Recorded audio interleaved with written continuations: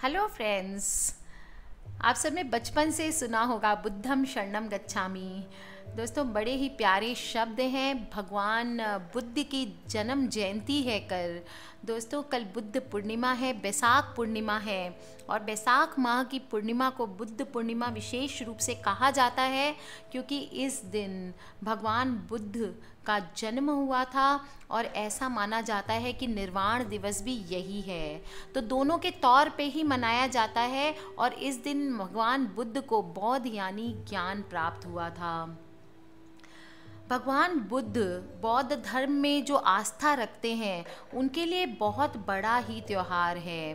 और गौतम बुद्ध का जन्म 563 ईसा पूर्व निर्वाण 483 ईसा पूर्व को हुआ था। विश्व के महान दार्शनिक, वैज्ञानिक, धर्मगुरु और उच्च कोटि के समाज सुधारक माने जाते हैं। बुद्ध प्राचीनतम धर्मों में से एक महान बौद्ध धर्म के संस्थापक हैं। और दोस्तों, इनकी कथा बहुत ही पुरानी है, प्रसंग पुराण है बुद्ध अवतार का। उसके स्वरूप को लेकर के हिंदू तथा बौद्ध मतों में कुछ भिन्नता भी आती है। बौद्ध धर्म के अनुसार महात्मा बुद्ध का जन्म 563 ईसा पूर्व में नेपाल की तराई में हुआ था और इनके बचपन का नाम सिद्धार्थ था। अपने शुरुआती दिनों में रोगी, बूढ़े और मृत शरीर को देखकर उनको वृतृष्णा हुई।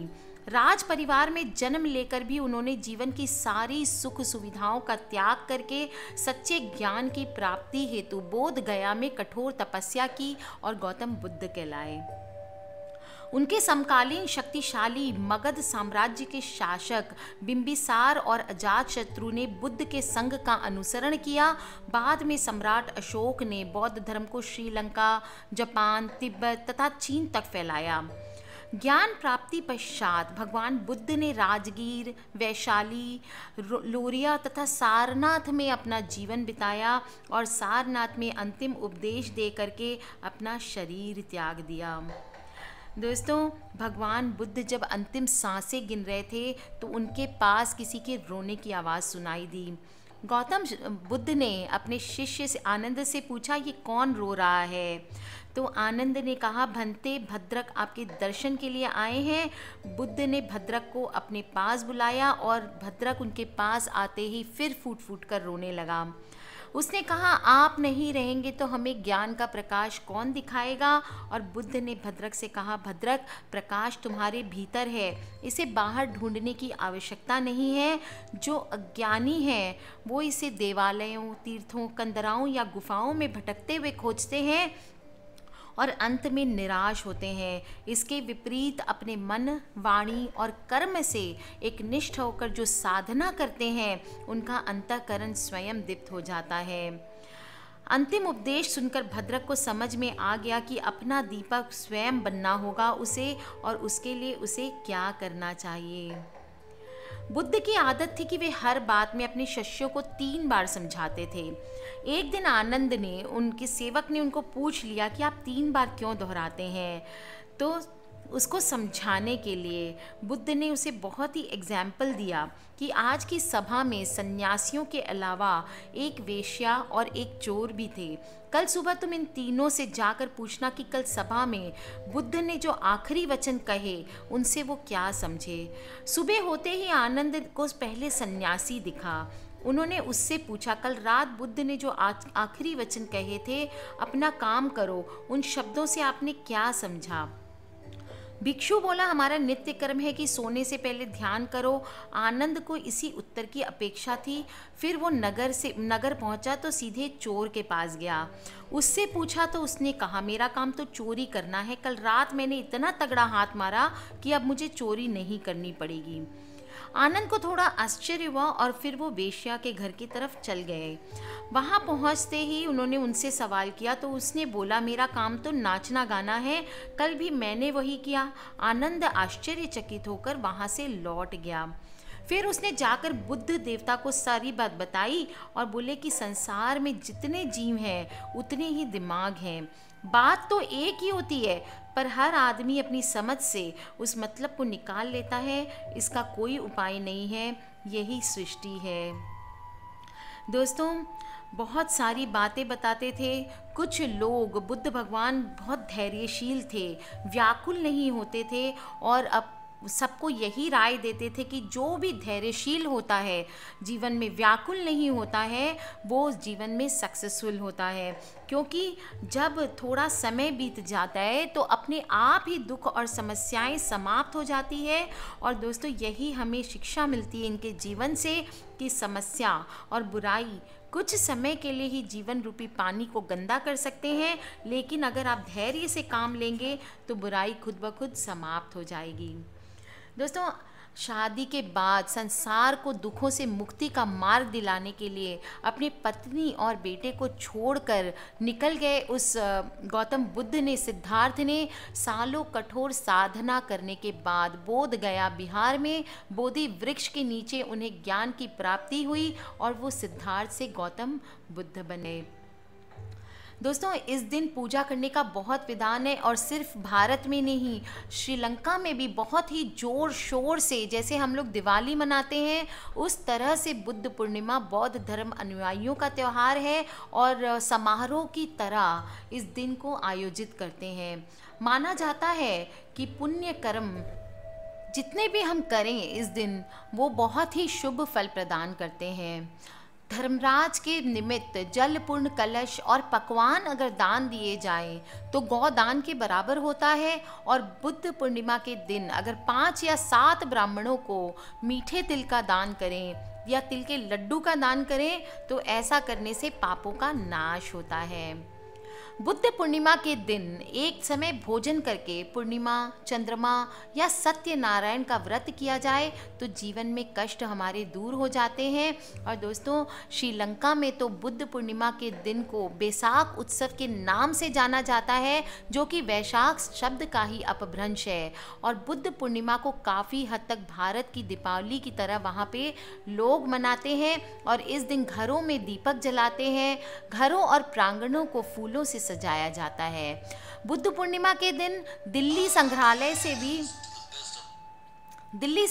से भी बुद्ध की अस्थियों को बाहर निकाला जाता है और बुद्ध अनुयायी वहां आकर के प्रार्थना करते हैं। बुद्ध पूर्णिमा के दिन बोध गया भी बहुत सारे लोग जाते हैं और दुनिया से भर से बुद्ध धर्म को मानने वाले लोग बोध गया काफ़ी रूप में भर भर के आते हैं। दोस्तों, बुद्ध पूर्णिमा का दिन बोधि वृक्ष, क्या आपको पता है बोधि वृक्ष क्या है? वो पीपल का ही वृक्ष होता है जो बोध गया में बिहार में स्थित है। बोधि वृक्ष एक्चुअल में एक पीपल का ही पेड़ है जो कि जिसके नीचे भगवान बुद्ध ने बैठ करके ध्यान किया था और उनको बौद्धत्व प्राप्त हुआ था। 531 ईस्वी में किया था उन्होंने। और बुद्ध पूर्णिमा के दिन बोधि वृक्ष की टहनियों को भी सजाते हैं लोग। इसकी जड़ों में दूध और इत्र डाला जाता है, दीपक जलाए जाते हैं। कुछ लोग तो बुद्ध पूर्णिमा के दिन पंछियों को भी, जो भी कैद में पंछी होते हैं, उनको भी आज़ाद करते हैं। दोस्तों, अलग अलग देशों में वहाँ के रीति रिवाज के अनुसार पूजा की जाती है। बुद्ध पूर्णिमा के दिन हमारे यहाँ भी जो लोग बुद्ध भगवान को मानते हैं उनके घर को फूलों से सजाने के बाद दीप जलाते हैं। पूजा पाठ करने के बाद बोधि वृक्ष या पीपल की पूजा की जाती है और वृक्ष की जड़ में दूध, इत्र या सुगंधित जल डाल करके दिया जलाया जाता है। इसके बाद आप 7 या 108 फेरी कर सकते हैं। दोस्तों, इस तरीके से अगर भगवान बुद्ध को आप मनाएंगे, विष्णु भगवान का स्वरूप है, तो पीपल की पूजा करनी है आप सबको, मैंने पहले भी बताया। और हर महीने की तरह इस महीने की पूर्णिमा भगवान विष्णु को ही समर्पित है, भगवान बुद्ध को समर्पित है। दोस्तों, तीर्थ स्थलों में गंगा स्नान करने का लाभ मिलेगा, तो कल आपको मैंने पहले भी वीडियोस में बता दिया है, फिर से रिवाइज करा देती हूँ आपको क्या क्या करना है। गंगा में स्नान करना है, पाप नाशक माना जाता है। बैसाख पूर्णिमा का स्नान अपने आप में बहुत ही इम्पॉर्टेंट होता है। इसका कारण ये बताया जाता है कि इस माह होने वाली जो पूर्णिमा होती है उसमें सूर्य अपनी उच्च राशि मेष में होता है, और इतना ही नहीं, चांद भी उच्च राशि तुला में होता है, जिसकी वजह से चंद्रमा को खीर का भोग लगाएंगे तो भी विशेष फल की प्राप्ति होगी। दोस्तों, बुद्ध पूर्णिमा के दिन किया गया स्नान जन्मों जन्मों के पाप को धोता है और मोक्ष की प्राप्ति कराता है, शत्रु नाश होता है। दोस्तों, अगर आप इस दिन गंगा स्नान करते हैं, आपके ऊपर अगर किसी प्रकार के टोने टोटके आदि कुछ भी किए गए हैं तो वो सभी दूर हो जाते हैं। गंगा में स्नान करके या किसी भी तीर्थ सरोवर में या घर पर थोड़े से तिल डाल के, गंगा जल डाल के स्नान करने के बाद आपको विष्णु भगवान का पूजन करना है, पीले फूल और वस्त्र चढ़ाने हैं। कल की डेट में आपको ज़रूरतमंद को जल का दान करना है। मैंने पहले भी बोला था, प्याऊ बनवा सकते हैं, मटके या घड़े का दान कर सकते हैं, आम का दान करें, तरबूज खरबूज जो सीजनल फ्रूट्स हैं उसका दान करें, फल दें, अनाज दें, छाता दें। छाते का दान बहुत लाभदायक माना जाता है दोस्तों, और जूते चप्पल का दान कर सकते हैं। दोस्तों, सत्तू के दान, सत्तू होता है चना का जो बेसन होता है उसको सत्तू बोलते हैं, सत्तू का दान का भी विशेष महत्व होता है, और अपनी इच्छा अनुसार, अपनी श्रद्धा शक्ति अनुसार गरीबों को आप कपड़े का भी दान कर सकते हैं। शाम के समय तुलसी माता की पूजा जरूर करनी है, गाय के शुद्ध घी में दीपक जलाना है और 7 परिक्रमा करनी है। अगर दक्षिणावर्ती शंख की आप पूजा कर सकें, मैंने पहले भी स्थापना बताई हुई है, अगर आप लोगों ने नहीं की है तो कल आप स्थापना कर सकते हैं। विधि आप पिछले वीडियो में, मेरे पुराने वीडियो में देख सकते हैं। बृजनारी सुमी दक्षिणावर्ती शंख टाइप करेंगे तो आ जाएगा। दोस्तों, दक्षिणावर्ती शंख में गंगा जल लेकर भगवान विष्णु का अभिषेक करें, सालिग्राम जी का अभिषेक करें, या फिर सत्यनारायण की कथा करेंगे तो उसमें अभिषेक करेंगे, बहुत ही लाभदायक होता है। दोस्तों, श्री सत्य विनायक की कथा की जाती है इस दिन, श्री सत्यनारायण भगवान का व्रत किया जाता है। जो भी करें, हर पूजा का अपने आप में बुद्ध पूर्णिमा के दिन बहुत ही अच्छा विधान है और बहुत ही शुभ प्राप्ति होती है। तो कर लीजिए दोस्तों ये उपाय। किसी भी तरह के प्रश्न हो आप मुझे वीडियो के नीचे लिख के पूछ सकते हैं। एक बात ध्यान देने योग्य है, आपने जो एक पूजा फिक्स की है वही करना है, आपको कंफ्यूज नहीं होना है कि कौन सा करूं कौन सा नहीं करूं। देखिए, वर्ल्ड में कितने करोड़ लोग हैं, उनमें से कितने लोग वीडियो देखते हैं, किसी को कुछ सूटेबल होता है, किसी को कुछ सूटेबल होता है। इसलिए मैं 5 तरह के उपाय बताती हूँ दोस्तों, आपको जो सूटेबल हो, जो आप सुख शांति से कर सकें, पीसफुली कर सकें, बिना हेडेक लिए इंजॉय करके कर सकें, सिर्फ वही उपाय किया करें।